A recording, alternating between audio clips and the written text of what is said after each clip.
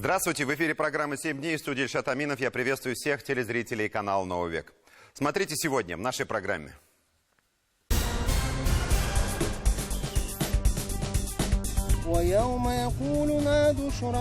Изге Болгар ЖН и Казан саммит. Россия становится ближе к исламскому миру. Татарстан – главная площадка. Главная жизненная ценность каждого из нас – семья. В объективе ТНВ «Большая семья». На нашем канале стартовал новый проект. Мы сейчас уже совсем не хуже, не слабее иностранных участников. WorldSkills Russia в Краснодаре. С чемпионата по профессиональному мастерству вернулась сборная Татарстана и наша съемочная группа. Эта неделя в Татарстане вместила столько событий, сколько в другом регионе России не бывает и за год. Судите сами. В 9-й раз прошел Казань-саммит. Этот форум стал главной площадкой экономического взаимодействия между Россией и исламским миром. Далее в Кремле состоялась торжественная церемония перезахоронения казанских ханов Махмуда и Мухаммед Амина. Таким образом, в сердце столицы Татарстана появился сакральный символ независимости и могущества нашего государства. В то же время на Изге Болгаржина мусульмане из разных стран мира, религиозные деятели и политики говорили о необходимости единства и сплоченности, невзирая на разные политические воззрения и религиозные предпочтения. В конце недели прошел 8-й Всероссийский форум татарских религиозных деятелей. В работе съезда приняли участие 965 имамов со всей России и ближнего зарубежья.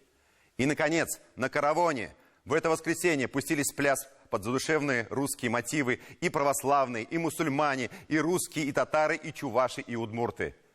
Подождите, чуть не забыл. Тестовый матч по футболу между Рубином и ЦСКА в рамках подготовки к Кубку Конфедерации прошел в среду. Скажите мне, в каком еще российском регионе возможен такой калейдоскоп столь разноплановых, но таких важных событий? Нет больше такого региона. В Татарстане накоплен уникальный опыт межнационального согласия. Это, если хотите, фирменный стиль республики, наша отличительная особенность. Опыт крайне важный и крайне полезный, который, уж поверьте на слово, очень высоко ценят и зарубежные инвесторы. Сегодня мне придется очень сильно экономить время, чтобы наши корреспонденты успели больше вам рассказать и показать. Тимур Бекмурзин начнет. Более 2500 только официально зарегистрированных участников. Их число постоянно прибывает. Для сравнения, в прошлом году было около 1500. Казан-саммит бьет все рекорды. Но растут не только количественные показатели, растет и качество встреч. Более 30 различных секций, помимо традиционных, посвященных исламскому банкингу, это различные площадки, посвященные халяль-индустрии, халяль-туризм, халяль-IT и многое-многое другое. При этом надо понимать, халяль – это отдельное, пусть очень важное, но одно направление деловой программы саммита. В ней в этом году десятки секций, круглых столов, конференций. Отдельная тема развития социального предпринимательства. В фокусе внимания исламское образование и вопросы экологии. Специальные конференции для представителей СМИ. И тема более чем актуальная. Как противостоять экстремизму и пропаганде терроризма в социальных сетях. Журналисты, финансисты, политики, бизнесмены, ученые. Казан-саммит – это уникальная площадка, где встречаются все. Дипломату из Мали Юсуфу Драмане Кане даже странно слышать вопрос, зачем он здесь? Да потому что Мали – это мусульманская страна, и нам очень важно и интересно узнать, как живет весь исламский мир. Универсальная площадка Казан-саммита одинаково полезна и руководителю инженерной школы из Иордании Хусаму, который уже нашел партнеров в Казани, и заместителю министра экономики Объединенных Арабских Эмиратов Абдале Ахмед Аль-Салеху. Регулярные визиты президента Татарстана Рустама Минниханова в арабские страны делают свое дело. Татарстан в последнее время не сходит с деловых радаров стран Персидского залива. Мы хотим работать с Россией, в частности с Татарстаном. Перспективными направлениями считаем исламский банкинг, халяльную продукцию и туризм. То, что вы зацепились за эту тему, то, что по национальным и религиозным особенностям Татарстан воспринимают нормально в этой среде, в среде исламских финансовых институтов, это конкурентное преимущество. И, в общем, вы первыми им воспользовались. Kazan Summit 2017. Мы такие разные, но в то же время такие близкие. Фраза из презентации рефреном прошла через многие выступления на пленарной части форума. Выступающие говорили, как сблизить интересы экономики и бизнеса разных стран, чтобы выиграли в конечном итоге люди, жители. Заявленная тема Казан-саммита «Партнерские финансы» в этом смысле не особо нова, но зато как актуальна. Как привлечь исламские финансы в Россию и в Татарстан, и почему процесс идет так медленно. У компаний из мусульманских государств остаются вопросы по инвестиционному климату, гарантиям, административным, страховым и банковским процедурам в нашей стране. Арабские банки, мусульманский капитал работает на принципах товарищества, то есть совместный бизнес с нашими бизнесменами. В чем суть работы исламских банков? Еще раз, если традиционные банки выдают деньги под проценты, по исламу продажа денег запрещена. Поэтому банк может продать только реальный товар или может вкладывать деньги в реальный сектор экономики.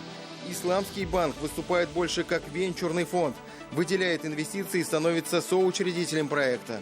У такого подхода много плюсов, но есть один существенный минус. В российском законодательстве нет понятия «исламский банк», а значит, работать строго по принципам шариата финансовые организации не могут. Да и в ряде случаев это просто невыгодно. Когда при автокредитовании исламский банк сам покупает автомобиль, а затем в рассрочку продает его клиенту, возникает двойное налогообложение. По российскому законодательству покупка банком машины – это торговая операция, с которой надо платить налог. И поэтому экономического смысла, с точки зрения выгод для клиента, они пока не имеют. Банковская система России работает на себя, не на производство, на производителя. А вот это показывает исламский банкинг, что надо работать как с партнерами. Вопрос с большой пробуксовкой нет, потому что пока все равно нет какого-то политического решения по этому делу. Советник председателя правления Банка России Алексей Симоновский с проблемой знаком хорошо, но он считает, что отдельные препоны еще не повод говорить о том, что у партнерского банкинга в России мало перспектив. Напротив, есть инструменты и возможности для его развития и в пределах нынешнего законодательства. Тоже доверительное управление. Другим фактором успешного внедрения исламского финансирования является спрос со стороны населения. Порядка 80% опрошенных первый раз слышат этот термин, да? Значит, уровень квалификации. Понятно, что готовых специалистов, которые могли бы вести этот бизнес, крайне мало. И в России, и в тех республиках, где исповедуется ислам традиционно, да? Как повысить грамотность населения в вопросах исламского финансирования – важнейшая задача для руководства Татарстана. На форуме в Казани помимо около 40 подписанных договоров и соглашений озвучено стратегически важное решение о создании в Казани в будущем Международного центра партнерской экономики. В этом направлении мир движется более активно. Вы посмотрите, не только арабский мир, исламский мир, но и европейские страны используют инструменты исламского банка. Вы посмотрите, как работает Казахстан. Я думаю, что уже у нас понимание есть с Центральным банком. Я впервые в России и в Казани познакомился с вашими людьми. Они очень дружелюбные и открытые. Для них такое партнерство могло бы стать идеальной моделью для построения бизнеса. Можно и нужно прислушаться к словам одного из богатейших арабов мира, миллиардера Мишаля Хамида Кану. Улыбчивый бизнесмен успевает писать статьи в газетах и журналах и еще работает приглашенным преподавателем в американском университете. Знакомство с Россией Мишаль Кану начал с Казани и Казан-саммита, что весьма показательно. Одна из главных задач Казань-саммита – расширение горизонтов сотрудничества, поэтому здесь не ограничиваются одной площадкой того же Корсуна. Рядом экспозиция производителей халяль, халяль-экспо. Выставка как квинтэссенция халяль-индустрии в России и в мире. В мировых масштабах это рынок колоссальный. Эксперты оценивают его в 2 с лишним триллиона долларов.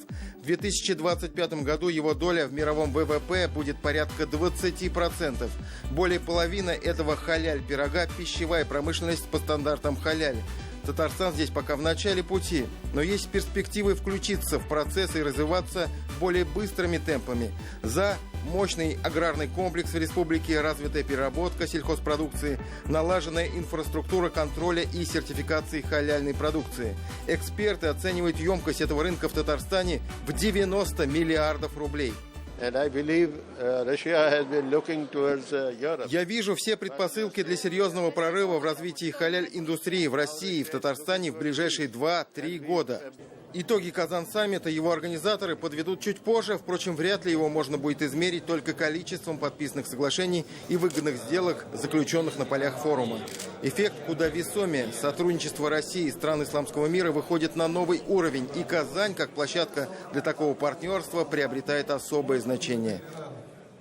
Тимур Бекмурзин, Роман Безменов, Лейсан Сабирова, Марат Саидгараев и Александр Лобанов. 7 дней. Чем еще запомнился форум, помимо обширной деловой и культурной программы, которую организаторы подготовили для всех участников? Прежде всего, невероятно теплой, душевной атмосферой праздника и радушия, что всегда было свойственно жителям республики. Не знаю, как там в швейцарском Давосе, но у нас в Казани серьезные обсуждения в секциях и на пленарных заседаниях шли параллельно с неформальным общением за чашечкой чая. Еще одна традиция Казань-саммита – посещение мероприятий из Гебелгардина. В этот раз все тоже прошло на высшем уровне. Для нас Болгар – это особое место. Здесь в 922 году наши предки впервые добровольно приняли ислам. И это определило всю дальнейшую судьбу великого татарского народа. Эльзира Юзаева подхватит эстафету событий. Казанские ханы Махмуд и Мухаммад Амин были представителями династии чингизидов, потомки Улуг Мухаммада, великого правителя последнего хана Золотой Орды. Личность первого из них, хана Махмуда, историкам известна хорошо. Во времена его правления Казанское ханство добилось невероятного расцвета, окреп внутренний строй государства, а летописи тех времен повествуют о богатой культурной и общественной жизни столицы ханства – Казани. Махмудек создал независимое Казанское ханство, и он достаточно сильно укрепил Казанское ханство, и мы знаем ряд документов по поводу его деятельности, но в принципе он пытался сохранить мирные отношения со своими соседями. В 1977 году во время раскопок на территории Казанского Кремля археологи обнаружили фундамент 2 белокаменных мавзолеев. Еще тогда ученые пришли к выводу, что найденные артефакты, скорее всего, являются фрагментами ханской усыпальницы. В одной из них находилось погребение мужчины 35-40 лет. По результатам анализов был сделан вывод, что это и есть могила легендарного хана Махмуда. Мы считаем, что это ханы, которые похоронены. Это связано с местом захоронения, с особенностями погребального захоронения, с описанием письменных источников. И исходя из этого, из анализа экспертов, сопоставительного анализа с описанием правления, особенностей физиологических, которые были описаны в письменных источниках, мы предполагаем, что это вот хан Махмуд и Мухаммед Амин. Здесь нет сомнений, потому что так мусульмане хоронили по-другому. Остальных же все время сабни только, да? А это именно были, я свидетельствую это, что именно вот их открывали при мне, и они были вот кожей обиты, такие, уже почерневшие такие саркофаги, серебряные, вот эти накладочки такие, вот их точно повторили вот сейчас. С момента уникальной археологической находки прошло больше 40 лет. Все это время прах казанских правителей лежал как ценный исторический материал в казанских архивах. В священную для мусульман пятницу 19 мая 2017 года останки предали земле по всем канонам и обычаям ислама.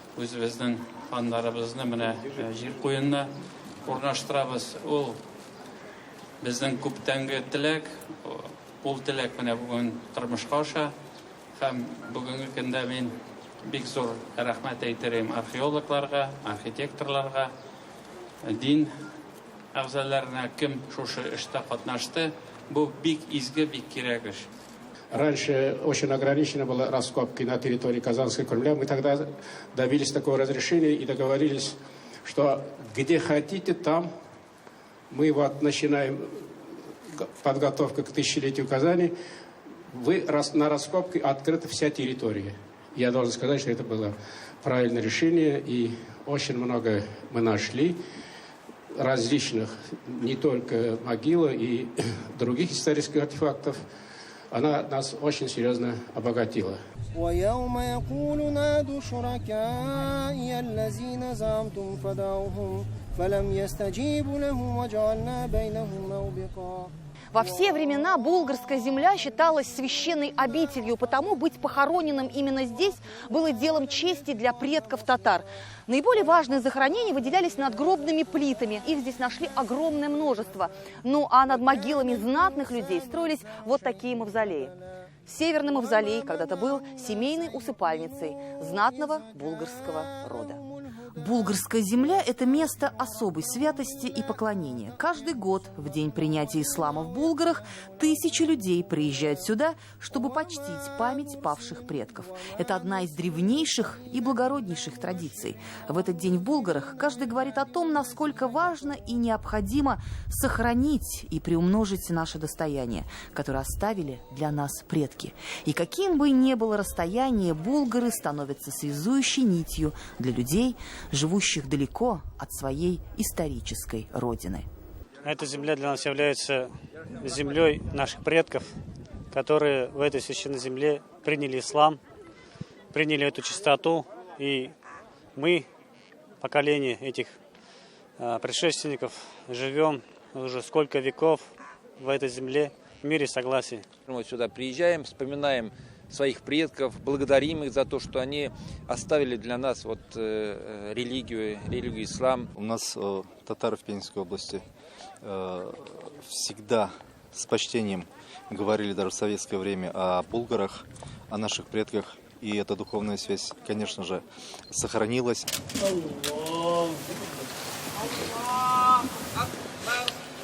В этом году в традиционном празднике Изге Булгаржины приняли участие свыше 50 тысяч мусульман со всей России. Президент Татарстана Рустам Минниханов и государственный советник Минтимир Шаймиев осмотрели Булгарскую исламскую академию. Это учебное заведение станет центром мусульманского образования. Сегодня уже определяется будущий преподавательский состав академии. Проработана программа обучения, идет согласование учебников. Ведь Болгар всегда был не только самым северным мусульманским государством, но и местом притяжения именитых ученых, славился ханафитской школой мысли и права и получал международное признание. Булгарскую исламскую академию планируют открыть уже 2 сентября этого года. Первое же заседание духовных деятелей в стенах этого учебного заведения прошло очень символично, в день принятия булгарами ислама. Сегодня исламский мир сталкивается с серьезными вызовами. Это проявляется в деятельности экстремистских организаций, прикрывающихся исламом в политических целях. Процессы, происходящие во всем мире, свойственны и для российской умы. Очевидна необходимость единения мусульман и выработки единых подходов противодействия негативным тенденциям. Важную роль здесь должна сыграть и Булгарская исламская академия. Президент Татарстана сегодня благодарил всех, кто имеет отношение к процессам возрождения булгарской земли. За последние годы, благодаря фонду возрождения и лично первому президенту Татарстана, это место стало притягательным для всех тех, кто чувствует эту неразрывную связь с историей и памятью народа.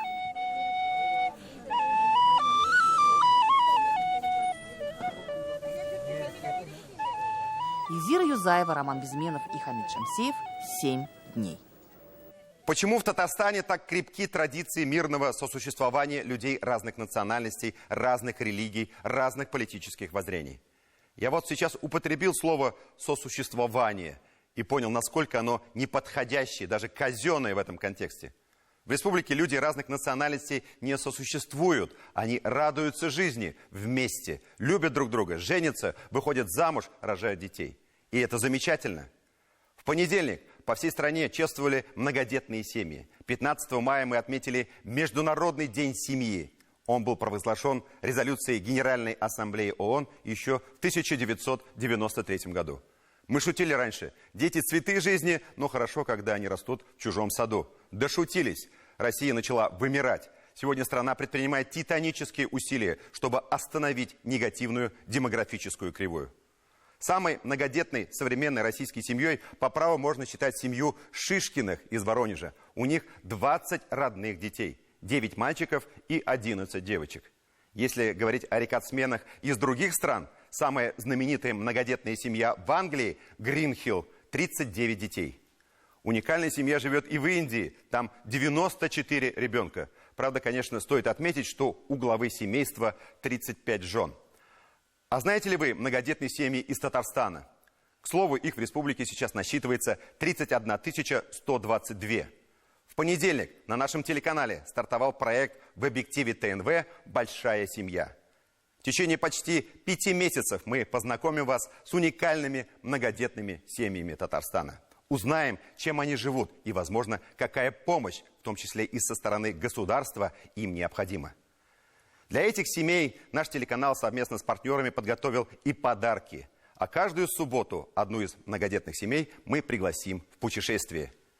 Итак, сегодня в нашем объективе семья Зариповых. У них 8 детей. Слово нашему корреспонденту Сергею Темлякову. Мы в селе Куркуль, что в Алексеевском районе Татарстана. Кто-то не ест рис, кто-то не ест гречку. Поэтому иногда приходится 2 блюда готовить. Сын учится в 6 классе, он любит чечевицу. Кроме него никто ее, наверное, не любит. Для него вот это вот деликатес. У детей вкусы разные, улыбаясь, замечает Надежда. Главная помощница на кухне – старшая дочь Юля. Всего в семье Зариповых 8 детей, 4 девочки и 4 мальчика. Самому младшему 4 года, самой старшей 17 лет. Хозяйка замечает, сейчас будет легкий полдник, на ужин подоспеют блинчики. Блинчики все любят. Кто-то любит с начинкой, кто-то любит без начинки. Начинка тоже разная. Кто-то любит фаршированные блинчики грибами, кто-то грибы не ест вообще. Что уже сделали и что еще предстоит? Ремонта очень много. То есть вот в коридоре уже сделали, да, получается? В коридоре так, косметический ремонт. Но вот потолок, конечно, нужно делать. Потому что здесь и проводку нужно менять полностью. Глава семьи Раис, проводя экскурсию по дому, рассказывает о планах. Их нынешний дом – это здание бывшего детского сада. Переехали они сюда в 2014 году из соседнего села. Там дом маленький, всего 54 квадратных метра. Здесь уже поменяли систему отопления, канализацию. Теперь семья копит средства, чтобы установить теплые полы и подключить дом к газу. Сейчас газовый котел отопления стоит в другом здании. Расход большой, влетает в копеечку. Соответственно, нет и газовой плиты. Готовят на электрической. Это вот у нас швейный цех. То есть мастерская. Вот супруга шьет вот такие вот куртки. В принципе, принимаем заказы и на спецодежду. Жена работает официально, она озеленитель в Алексеевске. Но у меня вот основное, конечно, вот это вот. Раис занимается перетяжкой мягкой мебели, отшивает чехлы. Интересуюсь про заказы, ведь семья большая, кормить надо. Прокормить хватает. Такого нет, чтобы у нас, допустим, продуктов не было там или это хватает. И бывает, что детям выделяем там, на какие-то культурные мероприятия. На все это хватает. Вот на ремонт. Дети в семье Зариповых талантливые, и каждый по-особенному. А почему в доме много икон, начинаешь понимать, пообщавшись с ребятами. Тимуру 13 лет. Говорит, как подрастет, как и старший брат, хочет стать батюшкой. Вот уже 3 года он алтарник в сельской церкви. Среди увлечений пишет стихи. Решил нам почитать из нового «Слезы Победы». Он помнит, как одел он форму, как выдали ему ружье, вагон, замызганные шторы, а в мыслях не война, свое. Он помнит, как и снег, и в грозы, сжав зубы, шли солдаты в бой. И как, не сдерживая слезы, с победой он пришел домой. Обязательно раз в день вся семья собирается за самоваром. За чашкой чая обсуждают, что было в школе. Знали мы друг друга с детства. То есть мы жили напротив друг друга. У мужа была большая семья, у нас была большая семья. И мы практически всегда были вместе. Все вот ребятишки с 2 семей. У мужа вот мама работала дояркой, она уходила с утра, ее дома не было. То есть мы собирались всегда у них дома. Делали петушки на сковородке. Не было у нас никаких планов, договоренностей как таковых. Что, Бог дал ребенка, спасибо. С каждым ребенком это своя радость. По приказу не создаются многодетные семьи. Это тот счастливый случай, я скажу. Хотя и тяжелый путь по жизни, но те родители, у которых много детей, они об этом не задумываются. Минтимер Шаймиев родился в многодетной семье. На вопрос, что вам дало по жизни, он отмечает: это воспитание, порядок, самореализация. Сегодня в Татарстане более 30 тысяч многодетных семей, чуть больше 18 тысяч живут в городах и почти 13 тысяч на селе. Я поражаюсь, когда десятки детей, такие же семьи есть, берут на воспитание. Иногда среди них и есть ребята, которые, инвалиды есть и так далее. Вырастив своих детей, поставив на ноги, люди продолжают брать десятка ребят и ставить и выводить их на жизненный путь. Это низкий поклон. Главная жизненная ценность каждого из нас – семья. Она нас питает любовью. В понедельник, в День семьи, на нашем телеканале стартовал проект в объективе ТНВ «Большая семья».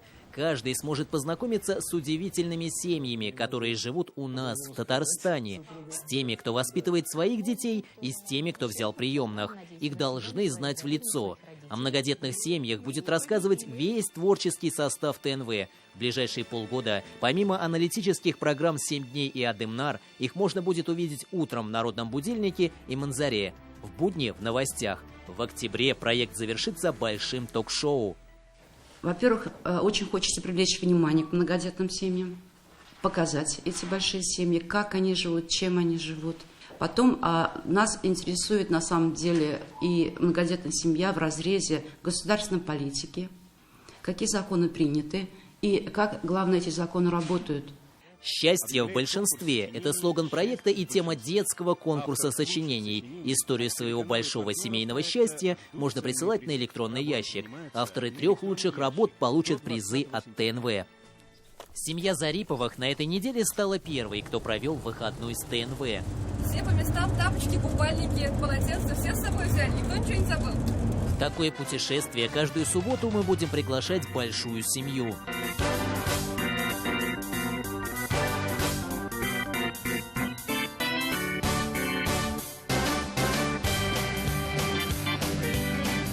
Казаков. Страшно?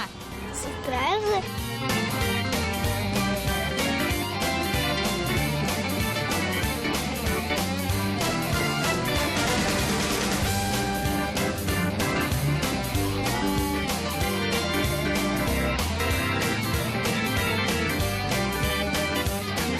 Вообще очень круто.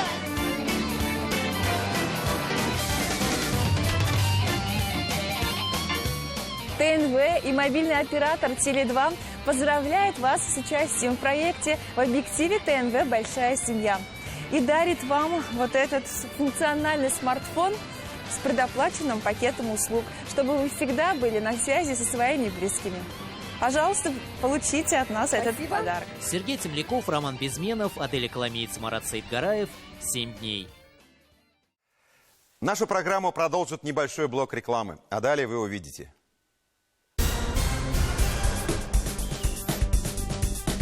Мы сейчас уже совсем не хуже, не слабее иностранных участников. WorldSkills Russia в Краснодаре. С чемпионата по профессиональному мастерству вернулась сборная Татарстана и наша съемочная группа.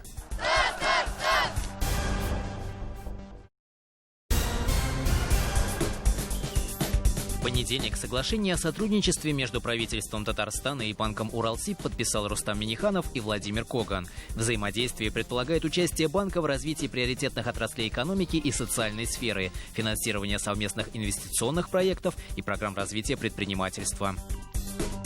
Во вторник в Казанском Кремле под председательством секретаря Совета безопасности России Николая Патрушева и полномочного представителя президента Российской Федерации в Приволжском федеральном округе Михаила Бабича прошло выездное совещание по вопросу противодействия терроризму и незаконной миграции. Позже премьер-министр Татарстана Алексей Песошин, Николай Патрушев и Михаил Бабич посетили производственные цеха Казанского авиационного завода. В ходе осмотра заводских площадок руководство предприятия доложило о текущем состоянии производственных программ воздушных судов Ту-214 и Ту-22М3, а также Ту-160 и ходе модернизации имеющихся мощностей. Фарид Мухаммедшин, председатель Госсовета Татарстана, во вторник в Доме дружбы народов принял участие в работе межрегиональной конференции «Роль и место национальной культурной автономии в гармонизации межэтнических отношений в регионах России». Во вторник вечером Рустам Минниханов прибыл с рабочим визитом в Чеченскую республику. Сразу по прибытию в Грозный состоялась официальная встреча с главой Чечни Рамзаном Кадыровым. В среду Рустам Минниханов принял участие в третьем заседании группы стратегического видения «Россия. Исламский мир», руководителем которой он является с 2014 года. Государственный советник Татарстана Ментимир Шаймиев в четверг в Кремле принял посла Турции в России Хюсюина Дерюоза. Ментимир Шаймиев представил гостю проекты по сохранению историко-культурного наследия, реализующиеся при содействии Фонда Возрождения. Посол Турции подчеркнул огромное значение включения Болгарского историко-археологического комплекса в список всемирного наследия ЮНЕСКО для тюркского мира. В пятницу, в День печати Республики Татарстан, подвели итоги 20-го республиканского конкурса в сфере журналистики и масс-медиа «Белюр-Калям. Хрустальное перо». Конкурс проводился по 9 номинациям. Жюри получило более 2000 работ.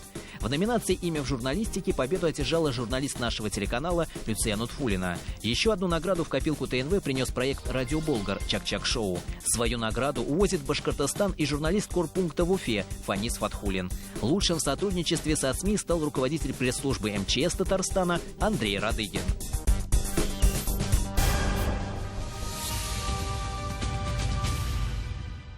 Мы продолжаем программу «7 дней». На торжественной церемонии чествования победителей журналистского конкурса «Белюр-Калям. Хрустальное перо» в пятницу высокую государственную награду Республики Татарстан, медаль за доблестный труд, получил наш коллега, руководитель Республиканского агентства по печати и массовым коммуникациям Айрат Зарипов.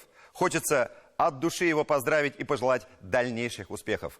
Как говорят, соңғысы болмасын, Айрат Ринатович, дай бог не последнее и все при жизни. А мы продолжим. Казань доказала, что может организовать форумы и чемпионаты любого уровня. Опыт есть и есть солидный послужной список, как говорится, свой бэкграунд.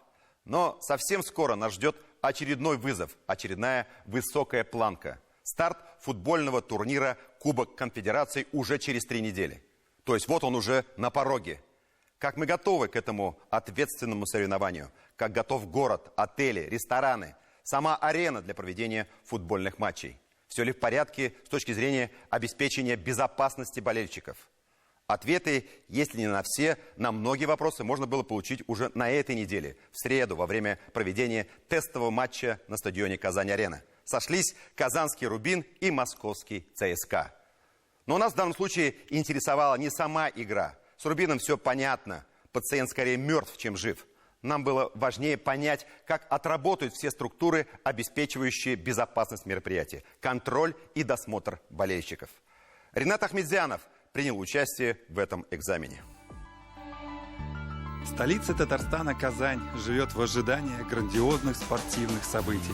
Ее главная арена удостоилась права принимать лучшие футбольные сборные мира. Генеральная репетиция перед Кубком Конфедераций. Матч контрольный для ФИФА. Проводятся тестовые проверки множества систем. Для того, чтобы попасть на стадион, необходимо иметь паспорт болельщика и, соответственно, билет. То есть вот эти два документа должны быть на руках, чтобы пройти на стадион. Соответственно, вокруг стадиона, как вы видите, вот даже за мной, это временный периметр безопасности. Вот вы видите эти контрольные пропускные пункты. На каждом из них есть считыватель, куда мы прикладываем, соответственно, Fan-ID и билет. На противоположной стороне отражается наша фотография и загорается галочка, что мы можем пройти. То есть, соответственно, билет – это идентификация, то, что ты пришел на конкретный матч. Fan-ID – то, что ты полностью прошел идентификацию. Зрители игр Кубка Конфедерации отдаленно напоминают пассажиров, проходящих регистрацию на свой рейс. Кроме билета, необходимо получить паспорт болельщика. По сути, посадочный талон, без которого доступ на стадион будет закрыт. Уважаемые пассажиры и гости аэропорта Казань-Арена, в связи с досмотром на входах в пассажирские терминалы просим вас приезжать на стадион заранее. Добрый день. Добрый день. Fan-ID хочу получить. Вы регистрировались уже на сайте? Сейчас я вам дам номер вашего талона. Я уже зарегистрирован. И, пожалуйста, следите за табло электронной очереди. Вас вызовут. Спасибо.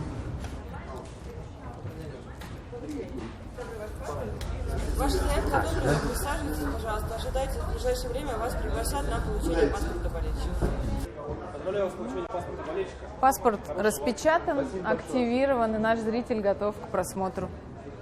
При наличии небольшой очереди порядка 5 минут вся процедура занимает. Казань-арена, неоднократно принимавшая футбольные матчи, в том числе международного уровня, выглядит предпочтительнее других городов-участников сочинского стадиона «Фишт», находившегося долгое время на реконструкции, и печально знаменитой строительными скандалами арены Санкт-Петербург. Организация очень хорошо, нравится. На самом деле приятно, чувствуешь себя в безопасности, достаточно свободный проход. Никакой толчии, все спокойно, аккуратно, вежливо прошли через систему досмотра. Ну, ожидания самые большие, просто, мне кажется, такого количества людей давно не было на этой арене, поэтому, я думаю, будет очень интересно. Идеально выполнены все условия FIFA. Зона радиусом в милю, прилегающая к стадиону, становится пешеходной на время проведения матча. Экстремальный даже для обласканной мировыми саммитами Казани уровень безопасности. Необходимые 20 тысяч зрителей собраны, но, увы, мало кого интересует результат этой встречи. Играет, точнее, доигрывает свою последнюю игру на домашнем поле «Рубин», а ЦСКА уже как минимум в Лиге Европы и серьезно настроен на попадание в Лигу чемпионов. Победу над Середнячком вряд ли упустят. Главное упущение от проведения Кубка Конфедерации понесут татарстанские рестораторы. Условия, продиктованные ФИФА, не предусматривают их привлечение к обслуживанию матчей в качестве операторов общественного питания. Настоящий кубок полностью разыграли ФИФА среди федеральных операторов, и татарстанские операторы в этот список не попали. Поэтому все спортивные объекты будут обслуживаться не казанскими предпринимателями. На месте умеем. Благо, мы сегодня об этом говорили, есть опыт проведения больших мероприятий. Большинство людей, которые будут работать на самом чемпионате, то есть с точки зрения менеджмента, это наш локальный персонал. В общем-то, на них есть большая надежда, в них есть уверенность. Купить билеты на матчи можно на сайте Международной Федерации футбола, так и на других сервисах. После выбора арены определяемся с матчем. Казань принимает 4 игры турнира. 18 июня матч Португалия-Мексика, 22 играют сборные Германия и Чили, 24 июня интригующая встреча Мексики и России и 28 полуфинальный матч Кубка. Выбираем свое место на трибуне, указываем контактные данные и не забываем ввести адрес доставки. Остается внести сумму со своего счета и... Когда вот узнаешь, какие цены, все-таки, мне кажется, можно было немножко и подешевле сделать. Россия там будет играть с кем-то, за Россию, за наших. Нет-то. Да, Россия с Мексикой. За наших. За кого еще болеть-то? Хочешь получше, поближе посмотреть, подороже. Хочешь, где-то на галерке сидеть повыше. Там будут подешевле. Вполне нормальные цены, на мой взгляд. Увы, буду думать. Очень дорого. Если приедет Рональдо, то... Точно раскошелюсь. Вам, дорогие казанцы, своими сердцами, своими улыбками быть самым гостеприимным городом среди всех городов, которые будут проводить Кубок Конфедерации и Чемпионат мира. Ура футболу! Ренат Ахмедзянов, Хамид Шамсеев. 7 дней. Не за горами и другое важнейшее соревнование международного уровня, а именно мировой чемпионат по профессиональному мастерству WorldSkills Competition, который пройдет в столице Татарстана в августе 2019 года. Подготовка к нему началась загодя. В Казани не только активно строится площадка, где пройдут сами старты, комплекс «Казань-Экспо» возле международного аэропорта Казань. Готовится к чемпионату и сборная России, куда, мы очень на это надеемся, войдут и представители Татарстана. А пока Краснодар на этой неделе принимал лучших профессионалов России на своей площадке.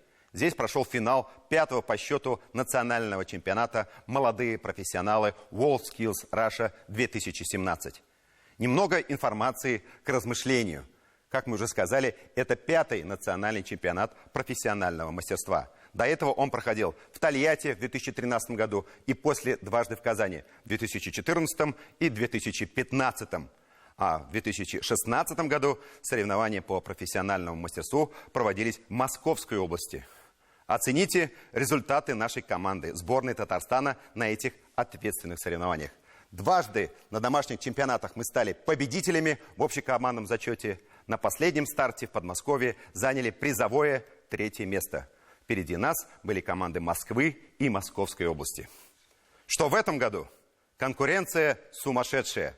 Обо всем подробно Михаил Любимов, который практически только что вышел из самолета и спешит вам все рассказать.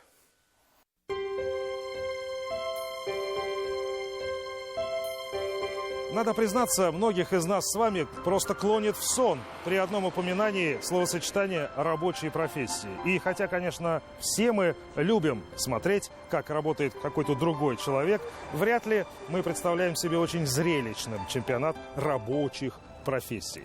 Перед началом соревнований нам выдали вот такую программку, как в театре, чтобы нам, видимо, было понятнее происходящее на сцене. Только послушайте. Облицовка стены плиткой с изображением здания Большого театра и карты России. Кирпичная стена с изображением флага России и восхода солнца. Изготовление букетов, композиций, панно, коллажи, инсталляции из цветов, листьев, трав, плодов, веток, торты, пирожные, шоколад, миниатюры, выпечка. Пироги, закуски, хлеба, багеты, круассаны, декоративные изделия, благоустройство, озеленение, много-много всего. Да это просто сабантуй какой-то. Это просто Олимпиада. Правда, в отличие от Олимпиады, здесь целых 110 вот таких вот видов спорта. И в отличие от Олимпиады, здесь есть вполне себе официальный общекомандный зачет, который, конечно же, каждый регион России стремится выиграть. Стремились и мы. Наша делегация была самой многочисленной на чемпионате. Движению WorldSkills в России всего 5 лет, а мы-то у его истоков. 80 конкурсантов, 60 экспертов, участники деловой программы, функционеры, команда. Вот это десант. Под 200 человек. Плюс еще двое. Самые фотографируемые персонажи соревнований. Скилси и Смарти. Талисманы грядущего в 2019 году чемпионата мира уже в Казани. Для нас этот чемпионат важен и с той точки зрения, что здесь очень много молодых ребят. При этом мы умышленно в составе республиканской сборной брали ребят, которые потенциально по возрасту могут принимать участие в чемпионате 2019 года. И здесь фактически будет формироваться следующий состав российской сборной для того, чтобы уже готовиться к чемпионату в Казани. За молодыми профессионалами ежедневно вживую наблюдали 40 тысяч человек. Здесь, на площадке. Большинство из них школьники. А ведь в этом цель всего движения – популяризация рабочих профессий как-никак. Но опять же, рабочими ребят назвать трудно. Несомненно, каждый из них художник. На любой площадке, неважно, что перед вами – кирпичная кладка или плитка, оформление сада или вроде бы просто булочки, любой горшок – произведение искусства. На некоторые творения у ребят наших уходило 3 дня, и результат прекрасен был даже безо всяких наград. Ну, действительно интересно просто даже тот адреналин испытать, когда тебя смотрят, когда оценивают.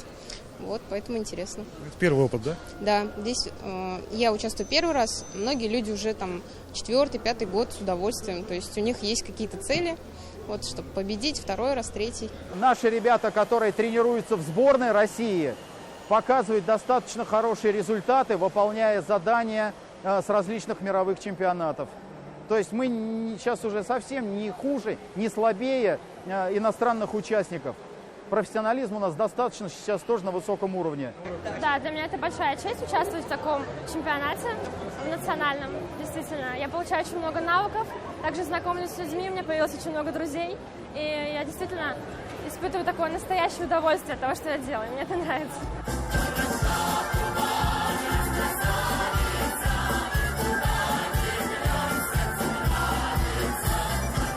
Колоритная Кубань прощалась с чемпионатом в пятницу вечером. Организаторам понадобилось 3 часа, чтобы наградить победителей и призеров. Флаг Татарстана с первых же минут церемонии стал одним из самых заметных триколоров на плечах победителей. Четверть всех победителей в тех компетенциях, где мы участвовали, наши. А ведь в движении молодые профессионалы теперь 84 региона страны. Какова конкуренция?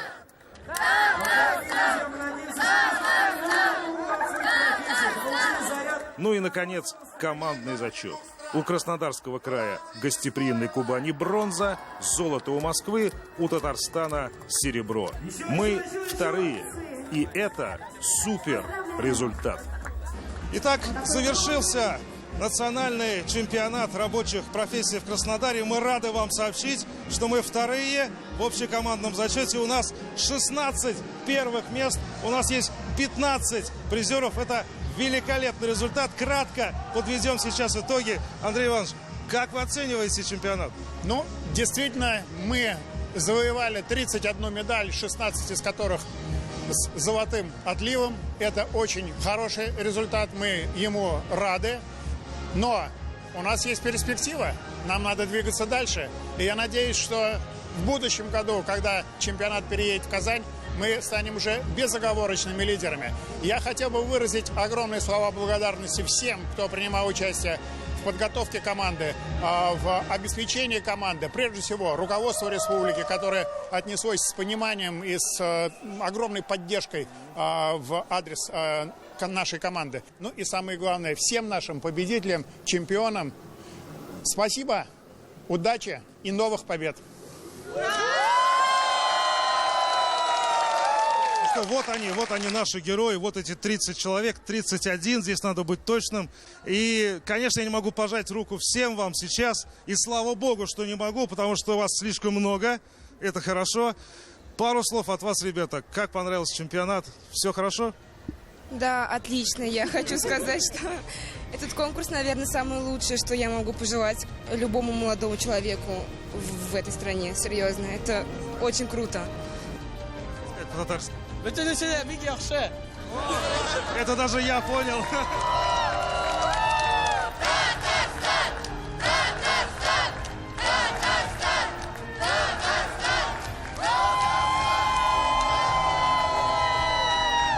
До встречи в Казани в 2018 году и, конечно, в 2019 году на мировом чемпионате рабочих профессий.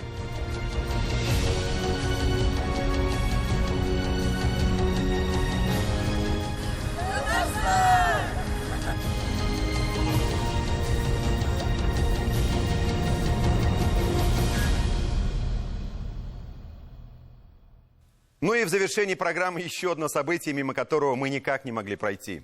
Только что в селе Никольском, что в Лаишевском районе Татарстана, с большим размахом прошел фестиваль русского фольклора «Каравон-2017». Его по праву можно назвать культурным брендом Татарстана. На юбилейный 25-й фестиваль съехались более 150 фольклорных коллективов со всей страны.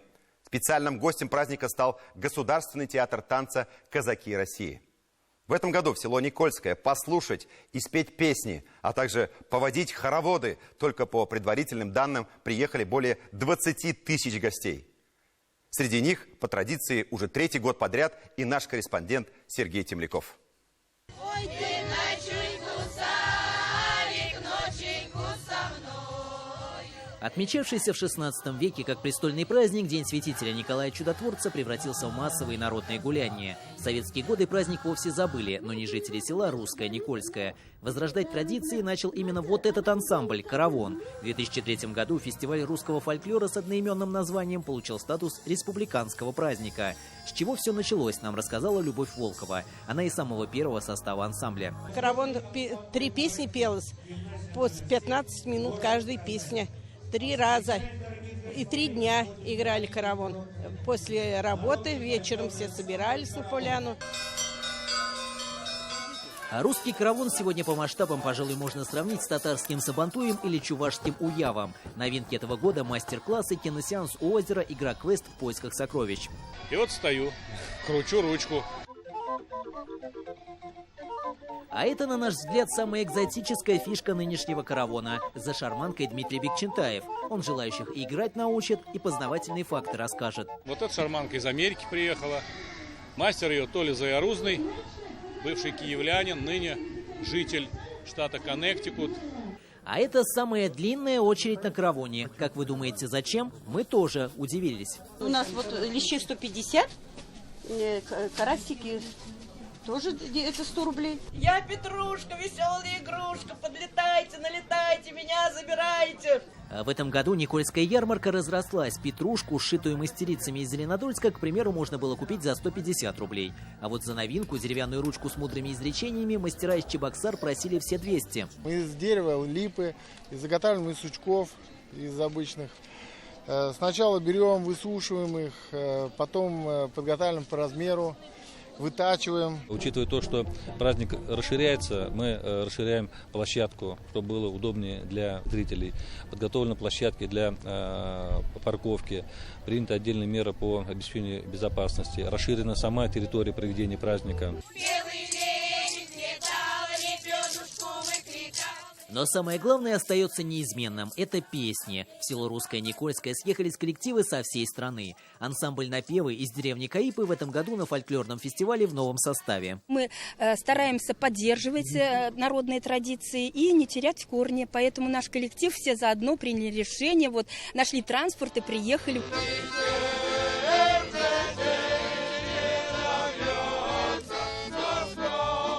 Хор Раздолье из Казани в этом году отметил 55 лет со дня основания. Они старожилы Каравона. Уже 20-й раз, наверное, мы здесь сюда уже приезжаем. Нам очень нравится здесь этот праздник, ощущение праздника, когда народ, так сказать, гуляет, поет. Открыть Каравон 2017 приехал Рустам Миниханов. Обходя площадки фестиваля, президент вел прямую трансляцию в Инстаграм. Спасибо вам большое. Это нам на память мы оставим, а для вас мы специально, Рустам Миргалевич, приготовили уже... Изюминкой нынешнего фестиваля стала добрая традиция. Сотни людей, взявшись за руки, прошли хороводным шагом. Так начался Каравон. Каравону 25 лет. Это бренд очень серьезный, который уже не только в нашей республике, а в Российской Федерации знают. Вчера мы провели большой праздник в Булгарах из Габулгарджина, а сегодня уже здесь проводим Каравон. Это сближает нас, мы становимся более сплощенными. Сергей Темляков, Хамид Шамсеев, 7 дней.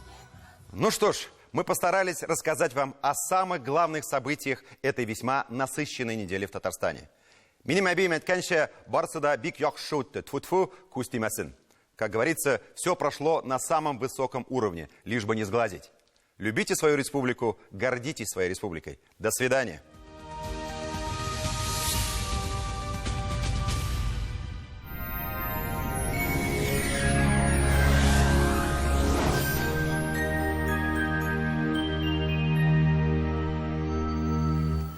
Здравствуйте. О погоде на ближайшие 7 дней Лейла Латыпова.